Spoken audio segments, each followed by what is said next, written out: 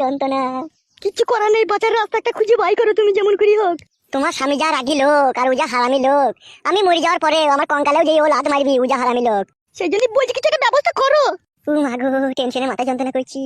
তুমি ওইরকম করছো কেন বলো তো? একটা সিদ্ধান্ত নাও না ভালো দিকে। কি ভালো সিদ্ধান্ত নেবো? টাকরাই আঁকি গেছে, না পারবো গিলতি, না পারবো বলতি। উড়ি বাবরে বাবরে যন্ত্রণা। যদি তুমি আর আমি গ্রাম থেকে পালাই তাইলে তো আর কিছু হবে না। বাড়ারে গ্রাম থেকে পালাবো বাড়া, দুটো বউকে ছেড়ে দিয়ে? কি ভাবছো কি তুমি? তখন থেকে বলো তো। গ্রাম থেকে পালিয়ে যেতে বলছো? তুই কোথায় যাবো? বাইরে পালিয়ে চলো, কোনো জায়গায় গিয়ে একটা ঘর ভাড়া নেবো, সেখানে তুমি আর আমি যে থাকবো। পালিয়ে যে যাবো বাড়া, টাকা কোথায় পাবো বাড়া? কি ভাবছো কি বলো তো তুমি? ভাবছি তোমাকে লিখে আমি পালিয়ে যাবো, আমার কাছে তো কোনো টাকা পয়সা নাই। 2-5 হাজার টাকা কিছু নাই তোমার কাছে? না, নাই কো। শুনো তাকাও, এই দেখো দেখো, এই যে গলার নেকলেসটা দেখতে পাচ্ছ? শোনার নাকি ওটা? সোনার এটা। এটাকে বিক্রি করে দেবো। এটা বিক্রি করলে পরে 80-90 হাজার টাকা পাওয়া যাবে। আর এই টাকা নিয়ে ঘর ভাড়া নিয়ে থাকবো আর আমরা খাবো।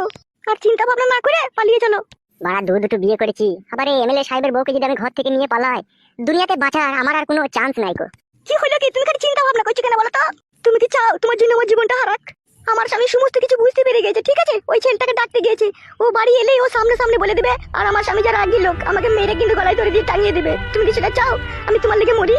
না না, আমি তাই আবার চাই। তা যদি না চাও তাহলে চিন্তা ভাবনা করার কোনো প্রয়োজন নাই। তুই ও চলো আমাকে নিয়ে বাবা, পালিয়ে চলো। সব ঝাপের ভিতর ঝাপাঝাপি।